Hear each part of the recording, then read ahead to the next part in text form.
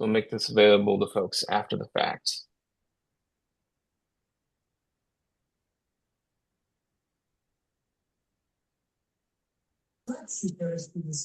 All right. I'm going to go ahead and make sure folks are muted. Feel free to please introduce yourselves in the chat. My name is Dave Cortez. I'm the director of the Sierra Club Lone Star chapter, based here in South Austin. It has been wet. I think we're running about 4 inches of rain here. And I got to lift up the folks out in Uvalde and Medina, Kerr County, the sort of southwestern parts of the hill country. If you're out there, or if you got friends and family out there, we're thinking about them. There's, 1 year later after the July 2025 floods, here we are again, flooding in a different way, but still scary. And just want to hold those folks and those communities in our thoughts today as we have this conversation about clean energy, offshore wind, and what we can do to advocate for more of the good stuff, more clean energy in Texas. I am super stoked to have with me my colleague Cyrus Reed, our legislative and conservation director, and my colleague with National Wildlife Federation, Shannon Flores, who's doing a ton of community engagement and organizing on wind energy here in Texas. So welcome. I do want to talk a little bit about what we're doing here tonight. This is the flow that we're going to go through. We're going to talk about some of the goals for the conversation, about wind energy in Texas, and just generally how clean energy, especially wind energy, has been keeping our grid reliable and our bills less expensive than they could be, keeping bills lower. We'll talk about offshore wind more specifically across Texas, and looking ahead, just some ways that you can plug in, whether that's a legislative session, whether that's talking to regulators like Don Buckingham at the General Land Office, and just meeting with other friends in your community who care about clean energy. So the Sierra Club Lone Star chapter has, it's wild to say, since we had the blackout, since the big freeze 5 years ago, we've been running the Keep the Power On campaign. Not just to keep the lights on, not just to say rah rah clean energy, but to say, hey, people in Texas need a voice at the table. We need a seat at the table. We need our legislators at the table. We need our public officials at the city and county level saying, we want our grid reliable, we want it clean, and we want our bills affordable.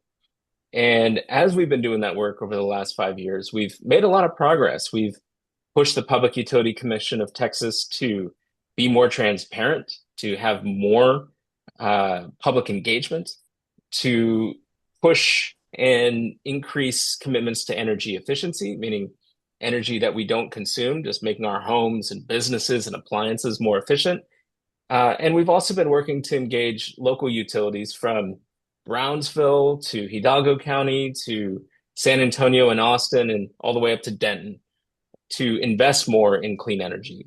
And so that's why we're seeing clean energy that's one of the reasons we're seeing clean energy just explode across the state. Of course, we want to make sure that it's built right, that we're not mowing down forests, that we're not destroying land in rights of way, and that the folks who struggle the most with extreme weather and power outages are valued and prioritized when it comes to getting access to clean, reliable energy.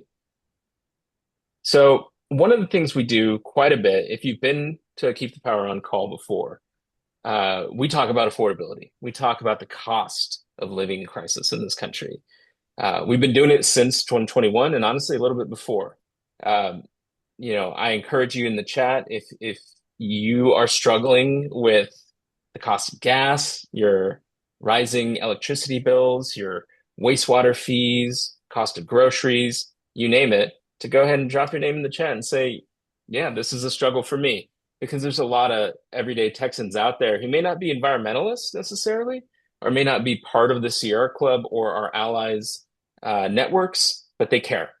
And clean energy is playing a massive role in keeping bills less expensive. It's keeping bills lower than they would be if we relied solely on fossil fuels. I can remember about 11 years ago working in Austin, and the city wanted to invest in a bunch of gas-fired power plants. And one of the main things we talked about was the volatility that we would be exposed to, the risk that customers would be exposed to. If we rely so much on a fossil fuel source of energy like natural gas, what do we do when the supply is constrained? What do we do to absorb that cost when people's bills are going to go up?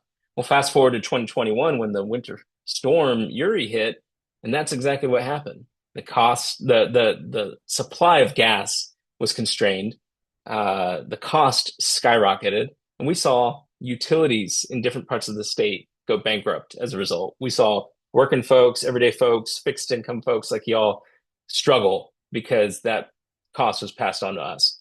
So wind, solar, and battery storage are doing a lot across the country to keep the grid reliable, keep bills lower.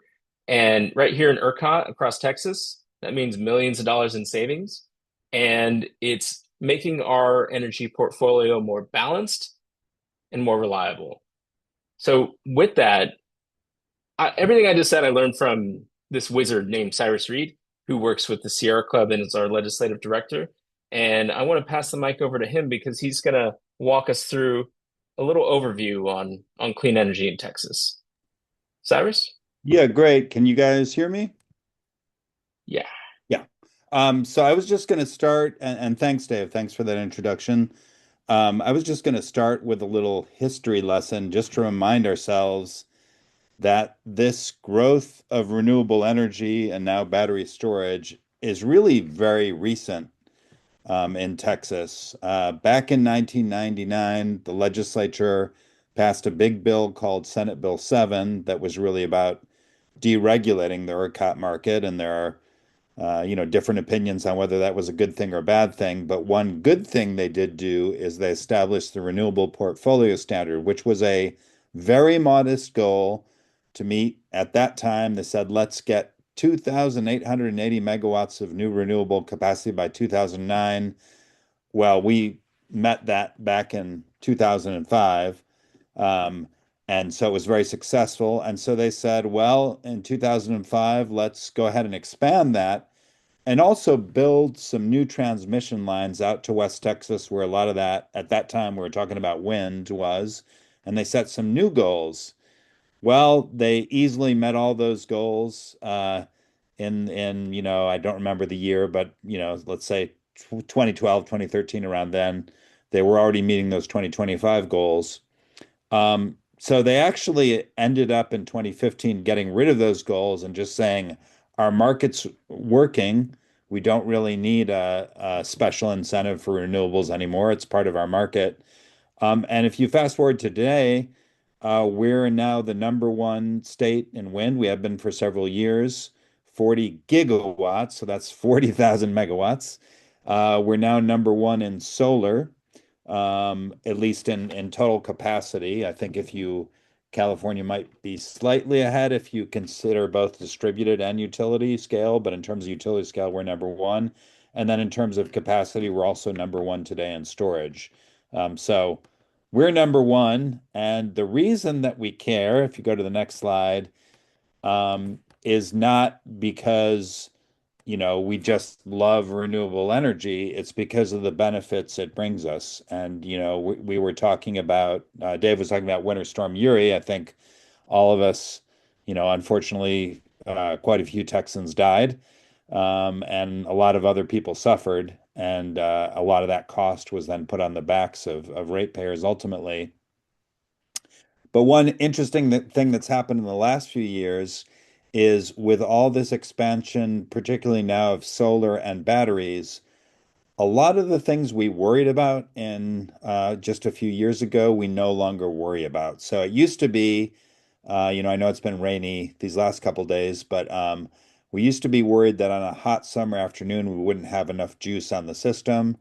Well, now solar is providing a lot of power in those hot afternoon hours. And then we now worry more about the evening hours, and we now have a lot of battery storage that is coming on right as the sun goes down and the solar panels stop working, we're now getting that energy storage to come on, um, along with obviously some gas. But we're now providing about 45% now on an average day is being served by renewable energy plus batteries. And that's a big change, and it's made our system less costly and more reliable. If you go to the next slide, Dave. There's been a number of studies in the last few years that have shown some of the benefits. And again, it's not to say this is a perfect resource or we shouldn't be careful about siting. We obviously need to be considerate of where we site renewable energy. We don't want to cut down a bunch of trees to put solar farms. We want to put it in the right places. But the studies that have come out suggest there's been a big benefit to Texas. One is really just the cost of electricity. The cost of electricity, there was a study done by UT outfit, University of Texas outfit, that said since 2010, renewable development has reduced wholesale electricity costs by $30 billion. Now, none of us have $30 billion. I mean, unless you're one certain individual living outside of Austin. But what that really means is that the average residential consumer is saving about $200 per year over what they would be paying if not for this renewable energy. So it's a savings for all of us because renewable energy, frankly, can bid in at, at times at zero because there's no fuel cost. The sun is ultimately free, the wind is ultimately free, right?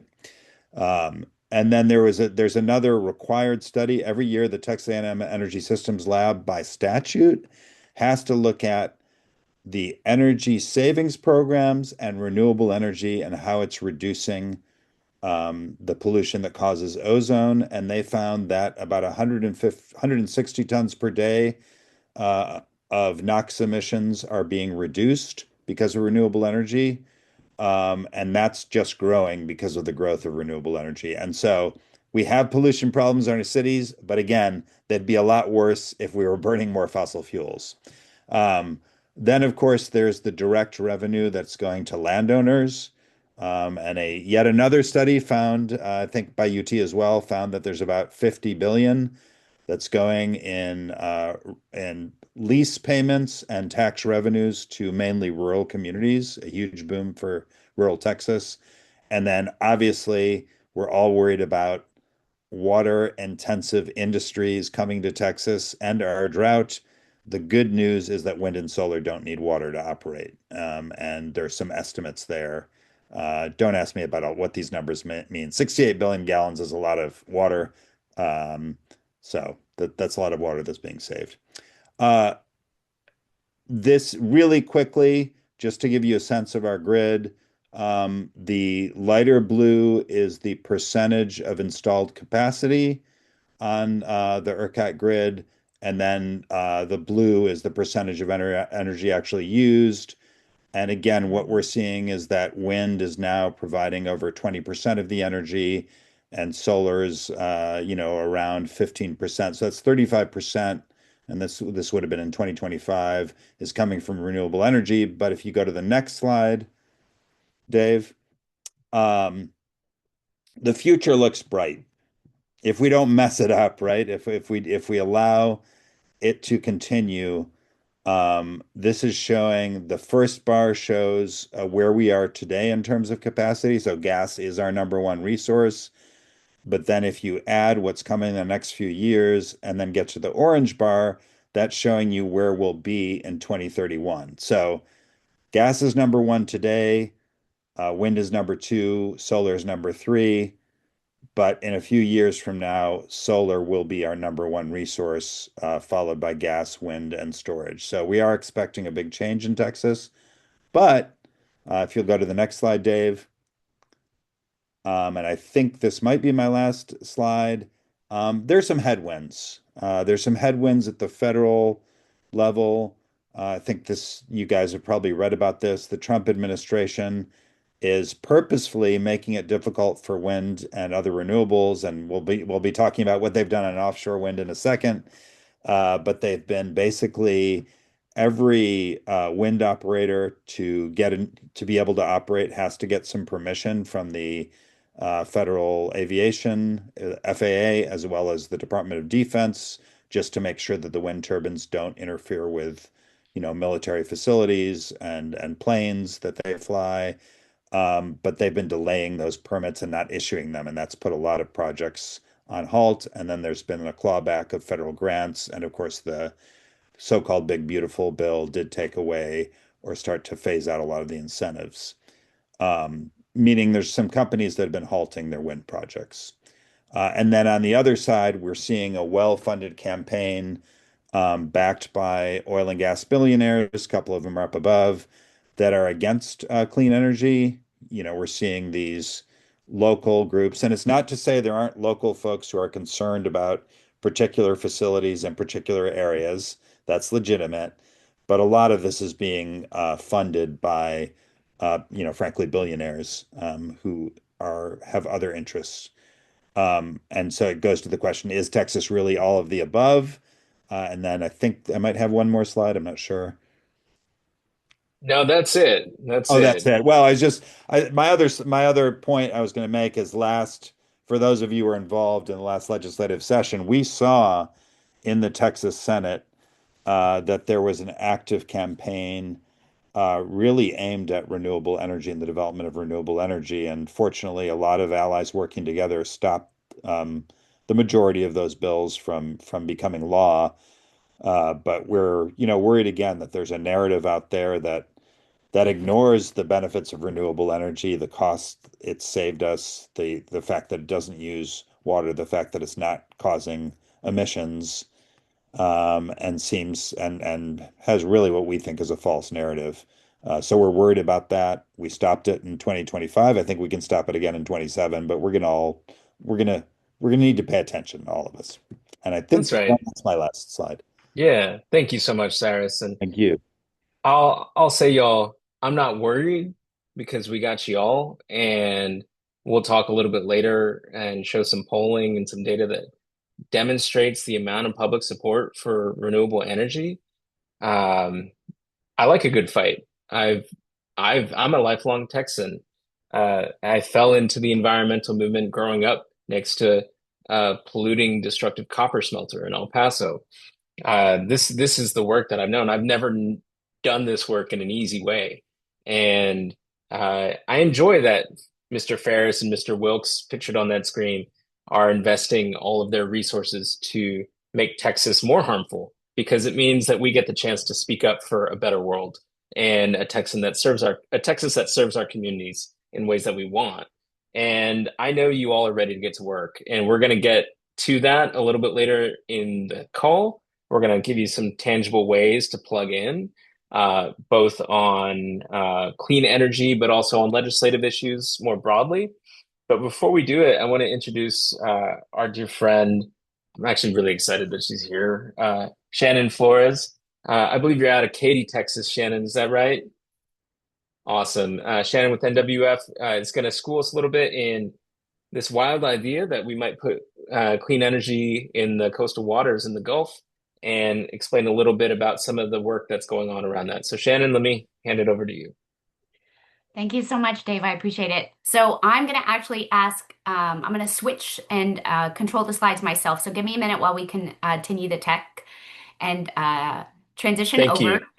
So I I am a native Texan as well, ninth generation Texan, and I grew up in Lampasas County, northwest of Austin. For those of you that are in Central Texas, I saw some folks that are in Central Texas, but I'm an adopted Houstonian. I've been in Houston about 20 years now, so I moved in '06. So excited to be here and talk about our work. So give me a minute. Let me do this. Yay. And Shannon, make sure you click that little share audio box too. I forgot to mention that earlier Thank in the you. video. Yes. Yes. Thank you.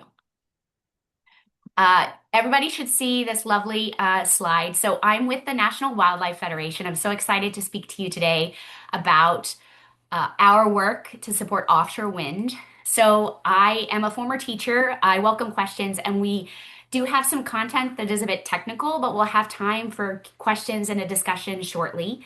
So the National Wildlife Federation has been supporting responsible American-made offshore wind development for over 15 years, and we are working on all three coasts. So I'm so excited to be here and share about our Gulf work.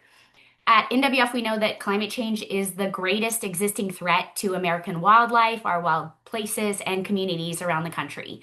So, reducing fossil fuel emissions and transitioning to cleaner energy options is essential to protecting our planet. And the science here is clear. I taught high school science, and I love the fact that the data backs up our position. So, wind energy is cleaner when comparing CO2 emissions for wind versus coal and natural gas.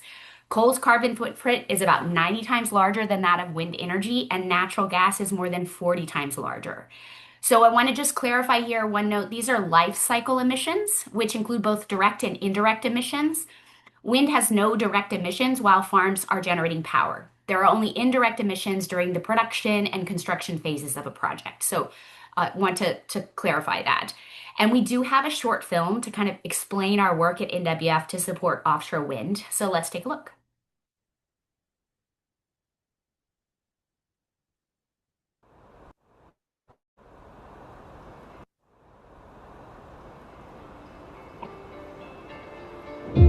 I like being a part of that conversation about how we can enhance the environment and not just take from it.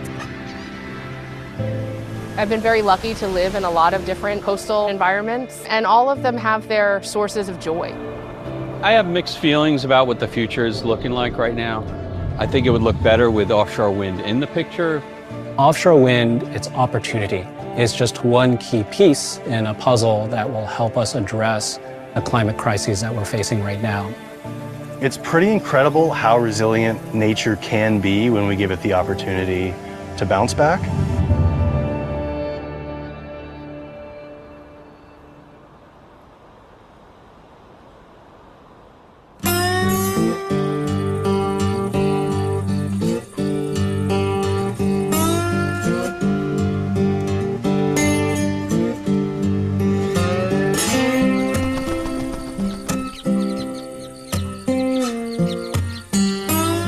Get out into those coastal wetlands, you realize how magnificent of an ecosystem this is. I've always loved birds. I've been bird watching ever since I can remember. Birds are an indicator of how the ecosystem is working. When birds aren't doing well, it's telling us that there's a problem in the world.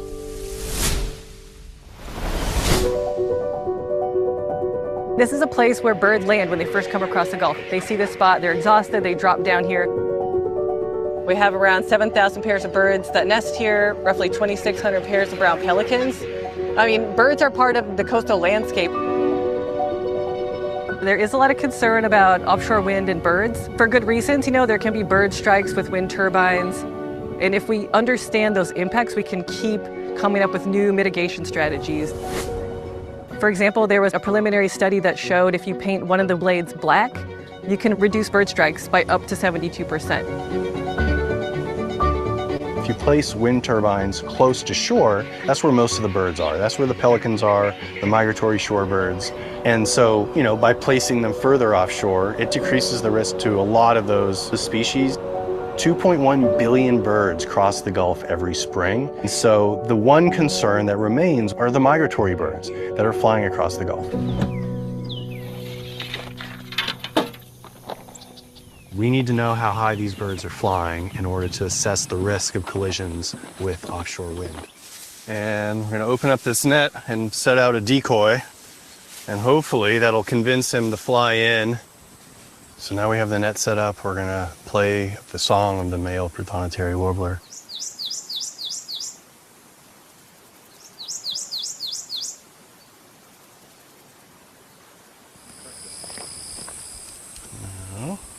So while we have a bird in hand, we're gonna try to take as much data as we can in an efficient way so we can maximize the value of taking this bird out of its world for a few minutes.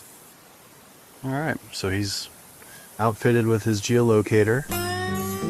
We're adding tracking devices to understand exactly how high they're flying when they're crossing the Gulf, and that'll help us inform that risk that these migratory birds are facing. If we can engage with wind developers, we have the opportunity to develop the turbines and site them in the right ways and use research like Eric's collecting in Louisiana to come up with the best type of design for offshore Gulf wind turbines, which I think is a really exciting opportunity to be at the forefront of that technology.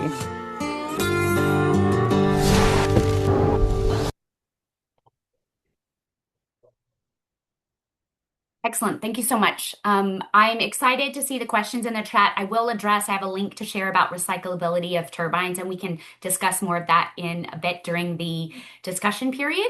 So this is our mitigation hierarchy, which is the NWF's framework to ensure that offshore wind projects reduce harm to wildlife and habitats. And I'd like you to begin at the bottom of the diagram. So the first step is to avoid. Projects must exclude areas that are critical for the habitat or migration of local species. And the idea next is to minimize. So during the design and construction phase, developers must plan around the needs of species that might be present. And then there should be offset measures. So if there are negative impacts that cannot be avoided, projects must compensate by implementing positive conservation measures elsewhere. The idea and our goal is to reach a net zero impact. And finally, monitor. So from the initial site consideration throughout the lifespan of an offshore wind farm, which is up to 30 years, projects need to study local habitat and wildlife patterns to quantify potential environmental impacts and measure the effectiveness of mitigation strategies, which you heard in the video. So our team at NWF implements this framework by supporting our coalitions on all three coasts to support offshore wind development and engage in the development process. We submit technical comments to regulatory agencies, and we engage with communities, developers, and state and federal policymakers. So you heard a little bit about this in the film, and mitigation strategies are meant to reduce harm. And wildlife is our priority at NWF. It's our middle name.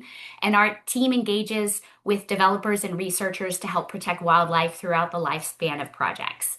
There are various ways that we can help do as little harm as possible, and I'm going to just share a few examples.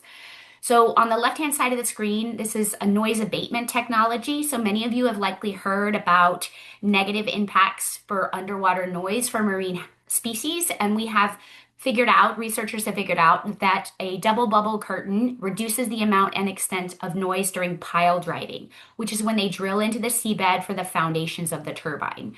So again, right, the idea is we want to reduce harm as possible. So when active construction is happening and drilling is happening, they implement this mitigation strategy to reduce noise for critical species. Another example, you heard this in the film from our partners at Audubon. In the upper right-hand corner, researchers have found that installing flashing lights or painting a blade on a turbine will reduce bird collisions.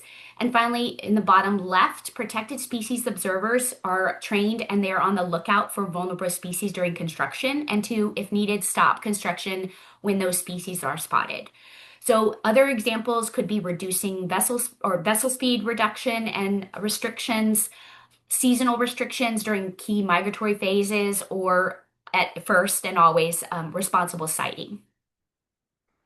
So we're going to talk a little bit about how wind energy works. We are well known for wind on shore in Texas, but offshore wind is new for us. So while offshore wind is just beginning here in the US, it's a mature industry in other parts of the world. There are over 12,000 offshore wind turbines operating globally compared to just 80 here in the US. And the US has a huge amount of technical potential to develop approximately 3,600 gigawatts of offshore wind capacity. That's nearly 5 times the nation's record summer peak last year of approximately 758 gigawatts.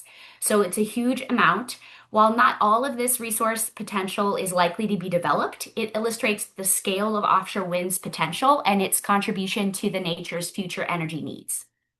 Winds offshore are faster and more consistent than onshore winds, where buildings and trees and other structures interfere. And offshore wind infrastructure is significantly larger, so it can produce more power. One offshore wind turbine can produce as much power as 3 land turbines. And so these strong offshore winds spin the blades of the turbine shown in the right side of this diagram, and the power is converted to electricity in the turbine's nacelle, which is where the blades meet, which holds its generator. And so the kinetic energy of the wind moves gears within the nacelle and is converted into electrical energy that can be used. And the electricity travels downward through buried undersea cables and sometimes to an offshore wind substation. And from there, the electricity continues to move to the coast where it's transferred to the grid and used on shore by consumers like us. Offshore wind projects are typically built in federal waters and are managed by the Bureau of Ocean Energy Management, or BOEM is the acronym, but they have to coordinate with state leaders and state regulatory agencies since the power cables must travel into state waters and then enter the grid on land. And so again, NWF engages with BOEM, state and federal agencies and developers throughout the entire process. This includes site evaluations, construction plans, and environmental impact studies.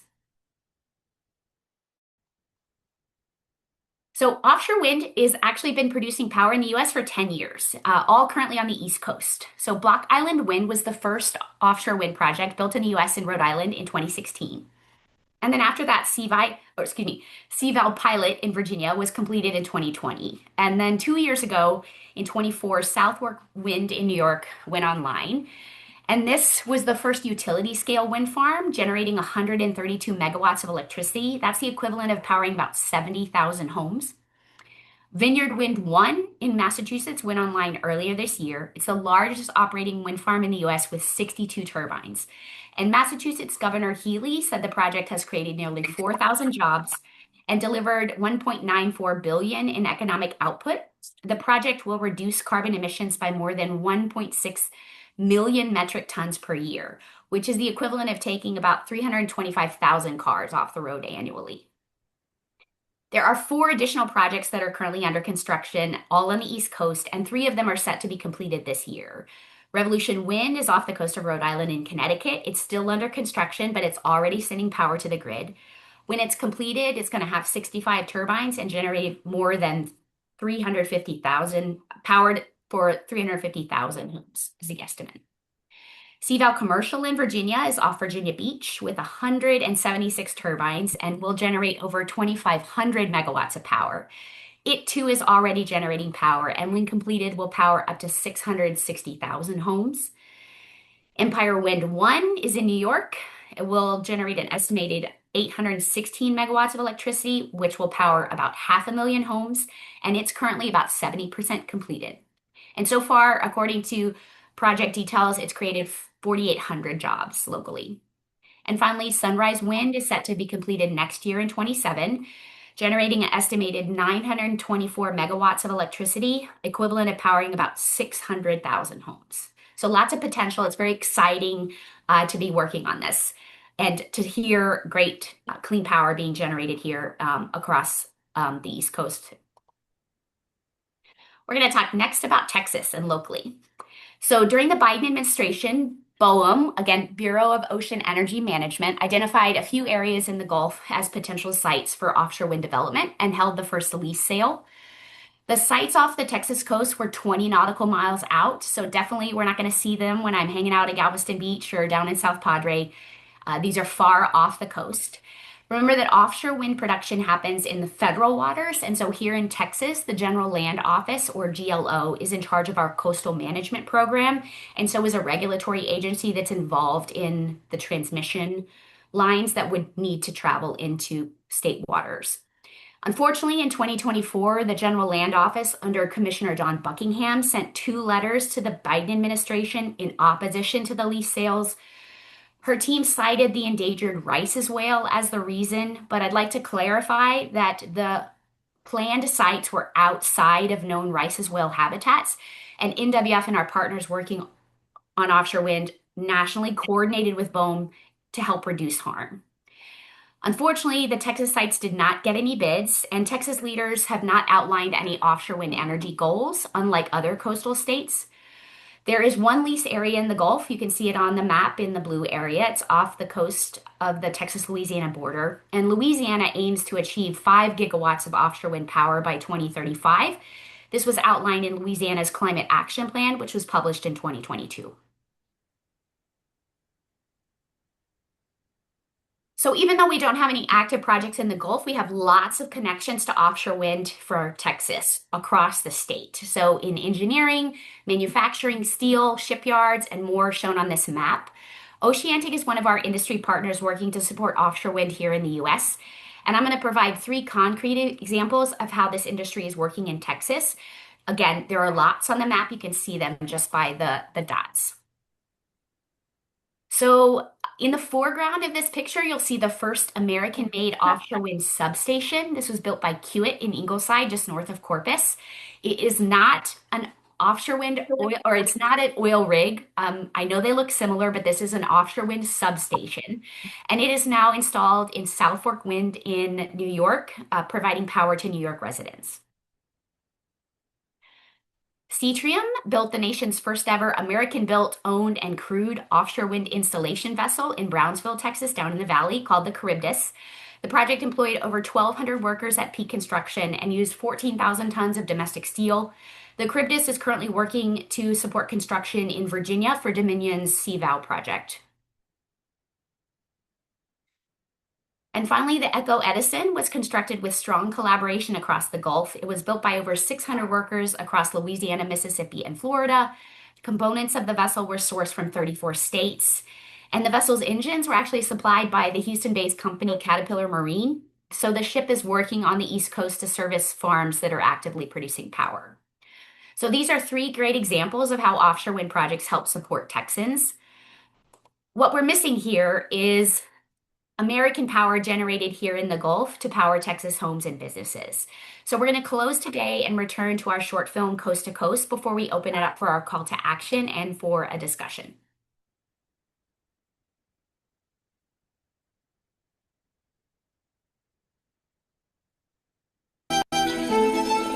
In the short term, I think we're hopeful to see our energy sector diversified. We'll bring new jobs, it'll bring opportunities. I don't think the All audio energy is coming through. infrastructure has the potential to negatively impact wildlife. Did I hear the audio? There's an error with audio? Sorry, guys. Yeah, it's okay. I think it sounded okay.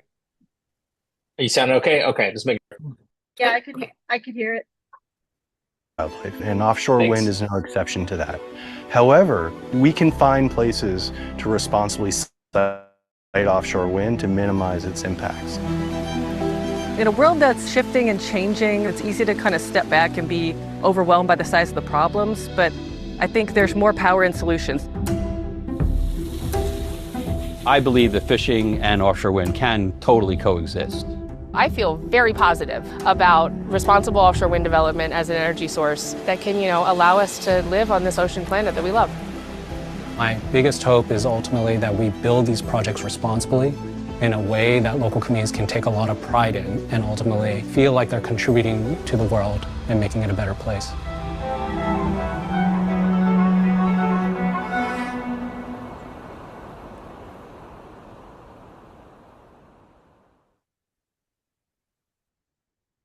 So excited to share that clips from that short film. We have the full film is online and on NWF's website. But I'm going to transition here to some call to action and some updates. So we do have exciting news. So this is likely not news to you, but the polling is very positive for this industry and in support of more renewables. And Texans across the political spectrum want more renewable energy. So this is exciting for the work, and in advance of the 2027 legislative session, 85% of Texans support adding more renewables to our mix. And for offshore wind specifically, 75% of Texans favor offshore wind along the Texas coast. And party affiliation is broken down in that graph on the right-hand side. So you can see across party lines, we are in support of offshore wind development. So exciting stuff. This poll was from our partners at Turn Forward. So I'm going to transition it back to my colleague, Dave, about next steps on how we can talk about call to actions. Thank you so much, Shannon. Let's just keep the slides up on your end. That's okay, if you don't mind. And sorry, y'all, I had a little technical difficulty on my end. I appreciate the questions in the chat. We're going to get to them. Let's just remember that there are many folks in power who are out there saying, let's build more fossil fuels. Let's keep old, clunky fossil fuel power plants that are older than me, and I'm 42 years old. Let's keep them online to power data centers, to put energy into the grid. And we need to come together as a community to say, not just build clean energy at any cost, but let's do it in the right way. And let's have a seat at the table.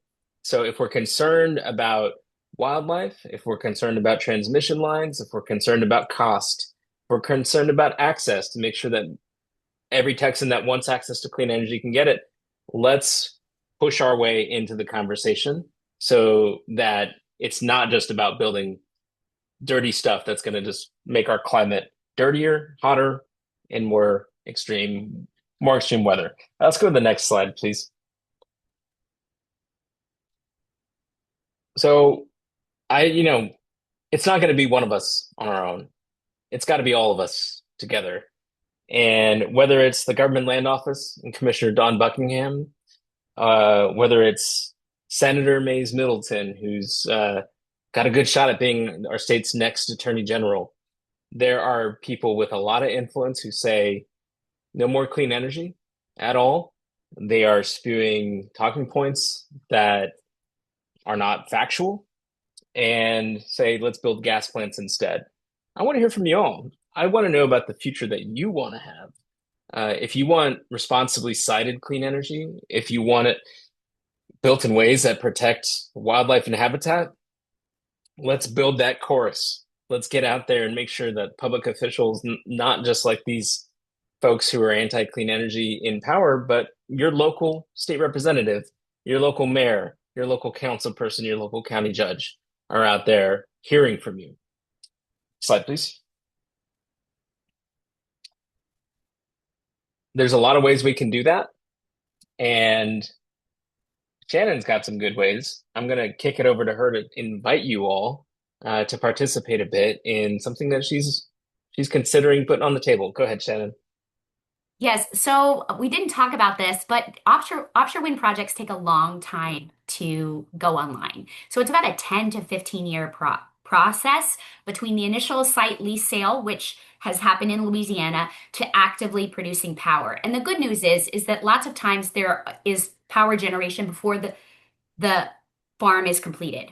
And we've seen that on the East Coast. And so what NWF is doing, what my role specifically is to talk to Texans now so we understand what's happening. And Cyrus mentioned this in his section earlier about making sure that local communities and key stakeholders understand what is happening, understand, and are part of the conversation. And so I'm happy to come to your house and we can host a house party to talk about responsible offshore wind.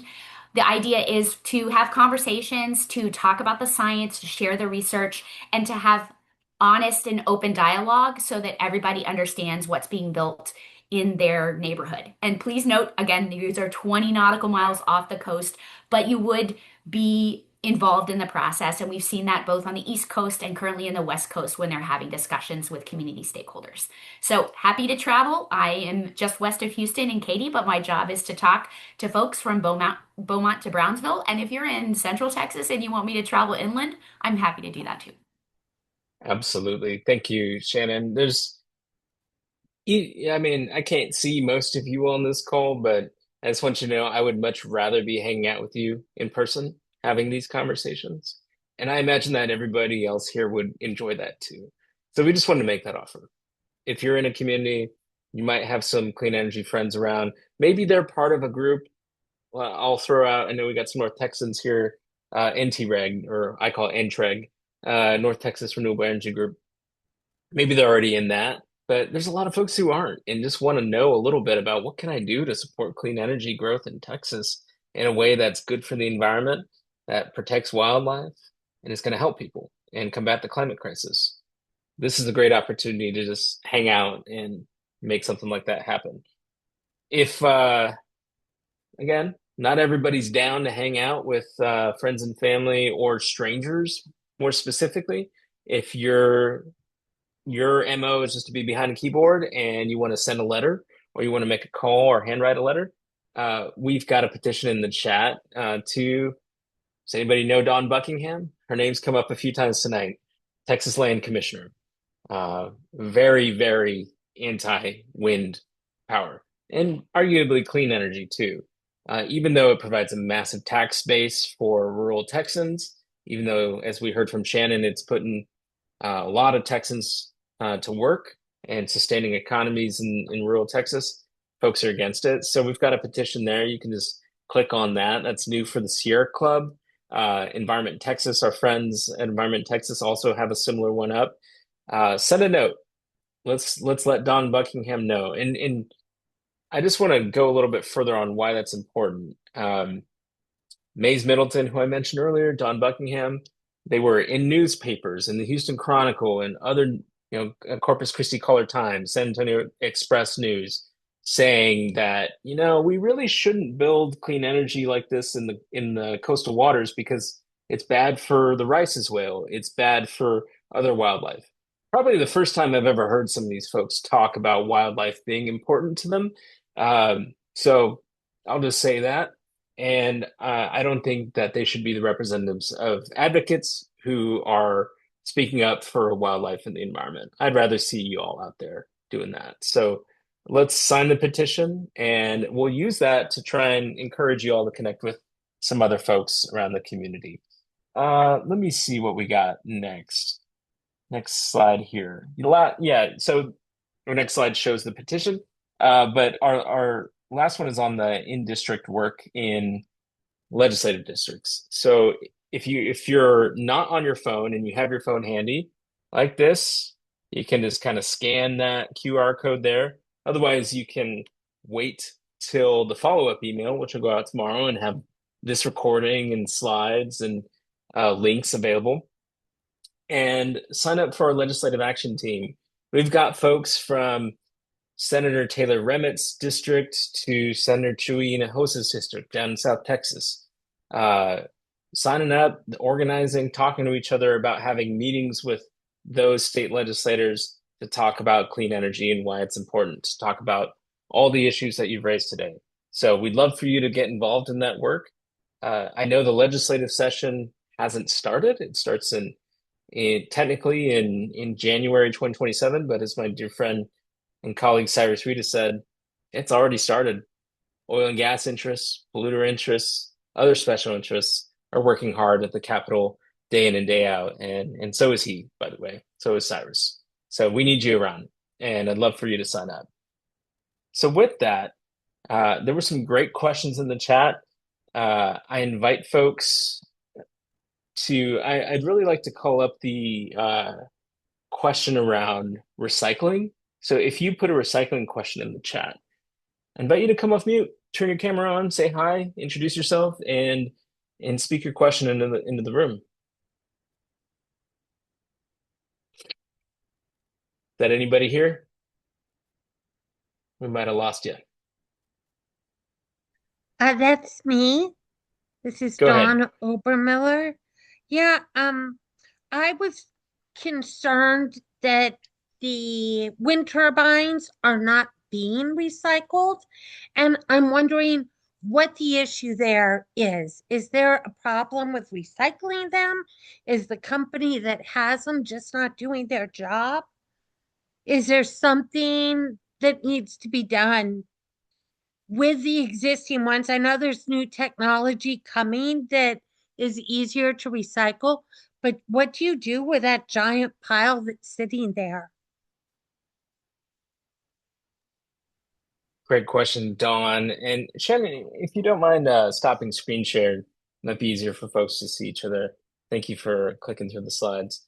Yeah, I think it's a valid concern that there is all of this stuff being built and we don't know what to do with it when its life cycle ends. And I'm gonna tee up my colleagues here to see if they have anything to add on to my comments. But first and foremost, I want to say I think we should be pressing legislators and public officials to investigate this and make sure that it's addressed. That we don't want windmill blade graveyards in our backyards. And furthermore, we should also make sure that if those same legislators are supporting natural gas development and natural gas power plants, that they're taking meaningful steps to address the waste from that industry, like what's called produced water, wastewater from fracking. I think it's easy for us to hold the hole and say, make sure clean energy resources are recyclable and addressed, and also that we're not polluting the environment with these other resources as well. Cyrus, I saw you come off mute. Yeah, just going to say two things. One is there was a company that was involved in stockpiling those wind blades in Sweetwater or near Sweetwater. That company clearly didn't do what they said they were going to do, and they've been under investigation and under enforcement by the Attorney General's office. But the legislature did pass two bills last session that we and many others on this call did support.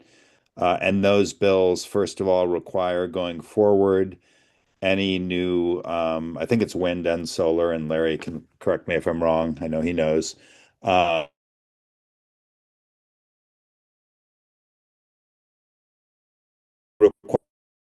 requires folks to, in their financial cost of disposing and recycling and making sure they recycle where they can recycle. And then two, it also requires the companies that are in the recycling business to post financial assurance with TCQ, but also annually report on what they're doing with all these materials that they gather. So the situation in Sweetwater is terrible. That graveyard is an eyesore and has caused, it's a risk too because of the mosquitoes and the snakes that get there, and no one wants to live next to it. It's an eyesore for the industry, but that's hopefully we've taken care of that going forward at least. And I don't know the results of the Attorney General investigation, what has actually happened with the company, but we can respond later with that, find out exactly what happened. I also have one thing to add just about offshore wind specific. I do hear that question all the time in the field when I'm talking to folks about offshore wind, about the recyclability, and I completely agree with Cyrus and the concern that they're ending up in farms and in our natural spaces just lying around. There is lots of work in Europe because they've been doing this for a long time and they're making progress on end of life cycle recyclability technologies in addition to decarbonization and transitioning to a different source to develop the turbine structures. Again, right, we are always improving, and that's positive for the industry, and we can only move forward. And I'm very excited to hear that there was progress made in the last legislative session to fix the problem because that's on the developer, right? It's on the developer, and it looks like, and it sounds like that we are working towards a better solution. Thank you both, and thank you, Dawn. And I'll speak to Doug's question in the chat about passing a law to require the single black blade. And I think it's a very legitimate question. I think we should share this video, which we're going to provide you the link, with your state representative and your state senator, and ask them that question as well. I can't emphasize enough. We're not here to speak on behalf of industry. We're here to support you all in speaking up for the concerns that you have and also the hopes that you have that maybe we can build more of this stuff because it does help keep the lights on. It does help keep bills low, and we got to improve on how we operate the system. I'd In like to reference, go real ahead, quick, Shannon. Yeah. real quick, Dave, in reference to the black blade, so that was a pilot study. Alexis mentioned that in the short film, and it's my understanding that it's a larger study that's happening to back our support of the technology with research, right? That's essential to understand. So it's exciting stuff from our partners nationally working on offshore wind, and the research is happening across both the United States and abroad to make sure that we're doing what we can to reduce harm to those aviator friends or avian friends. Yeah. Aviators too, I think they're concerned as well. We heard that at the Capitol last session. Shrimpers as well, fisher folk. I think a new industry brings concerns and questions, whether it's battery storage, offshore wind, you name it. I will note in the follow-up email, we're going to share a recording link, not just to this call, but to one that happened earlier today from Environment Texas, Sierra Club, and some other folks talking explicitly about wildlife impacts and mitigation around clean energy development throughout the state of Texas. Frank Blake is asking for any wind farms. So, Cyrus, I'm going to tee you up for this one. For any wind farms that might be built in the Gulf, what are the power transmission range limitations for the communities that would be served? I'm happy to take that, Cyrus, if you need me to. Yeah, go for it. I didn't know what he meant by I didn't know what he meant by power transmission range limitations. This is all speculative at the moment because we haven't figured out, right? Developers haven't started the initial sites, even the REW site, which is off the coast of Louisiana. And if my colleague Stacy wants to hop off mute, she has been doing this work a long time in the Gulf. She's out of Baton Rouge with NWS Offshore Wind Team, but we don't know yet. But again, all of the how much power will be produced, how many wind turbines will happen, what's the gigawatt percentage that's going to be sent to Texas homes and businesses. That is yet to be determined because it's all part of the development process and the siting and the planning. So as far as where the transmission lines will go, the map that I showed you during the lease sale in the Biden era lease sale, they were only off the coast of the Galveston Bay. There are additional sites off the coast of Corpus Christi Bay as potential sites. And so we would envision potential power transmission going to Greater Houston, to the Coastal Bend area. And then obviously Texas has 3 ports. All of those ports would likely be involved in the supply chain and in the work. And NWF and our national partners would work on making sure that wherever transmission lines are going, they are doing as little harm as possible. I have an entire research sheet that my science team at NWF uses to guide our comments when we are submitting technical comments to BOEM about making sure that we know where they're going and they're going to do, again, the least harm possible. I hope that answers your question. I'm not trying to be evasive. It's just we don't know because nothing has been developed now with the pause of the Trump administration. I saw it in the chat, right? There are no active lease sales happening. That was day one of the Trump administration. He stopped any offshore wind development. He's actively opposing offshore wind development. And so right now it's just a waiting game. Yeah, and thank you, Shannon. Thank you, Cyrus. And you see in the chat, Frank clarifying this. How far can you run these cables from an offshore site to an onshore spot? Well, the sites on the East Coast, I actually have a website that you can go and dig into. Give me 1 minute, I'll put it in the chat, and it'll have all of the current projects under development and then active projects. So you could dig in and look at the GIS information. That's not a question I know, Francis, because my job and my role is the Gulf. But I've got a great website if you want to nerd out and dig deep. And with Yeah, hope and that'll help. Frank, there's obviously other countries have done this. So, countries like Norway or the Netherlands have done this. But I don't know what the range is, how long they run those transmission lines. I thought you were talking about the process, and we don't know because we haven't done this, we don't know what the process would be.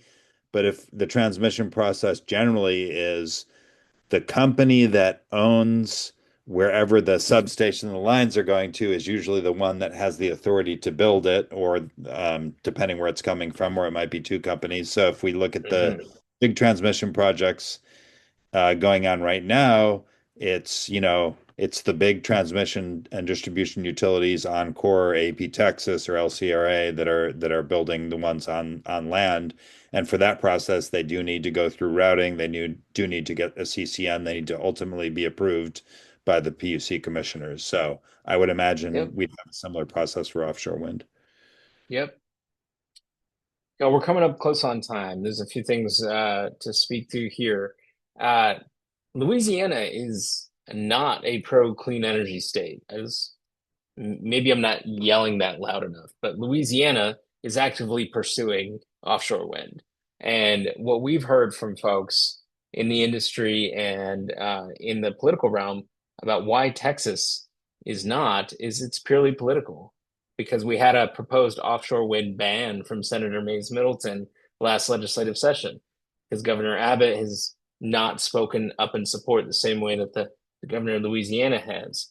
Um, Meanwhile, I think many of you all here, if not in your own backyard, you've read about it in the news or seen nearby that the demand for electricity in Texas is skyrocketing, largely because of cryptocurrency and data centers. And here we are, instead of, I mean, I'm not going to get into data centers tonight, but they're talking about not building certain sources of energy and favoring others, like fossil fuel gas plants, diesel power plants at data centers. And I think that's pretty wild. So we've got a lot we can learn from Louisiana. I also just want to say this is a long-term fight. It's a long-term advocacy journey that we can all be on. And I'm really excited that you were here today. This is our first time talking about offshore wind as Sierra Club Lone Star chapter in Texas. I'm very grateful to Shannon and Cyrus for being here. I'm grateful for your questions. There's a lot more we can get into about the radar issues here and other issues, but we're going to keep talking. We've got our legislative action team doing meetings. I hope you can sign up for that and stay in touch and sign up for our newsletter. And I'm really excited to keep the conversation going. So everybody, I hope you're safe. I hope your friends and neighbors are safe in the flooding and the rain that's out there. I think it's winding down. It is in southern Travis County right now. Thank the good Lord. It's been a rough one. So you all stay safe, and we will follow up with you tomorrow with all the goodies from tonight's conversation. Thank Thank y'all. you, everyone. Have a good night. Bye, y'all. Thanks, Shannon. Bye.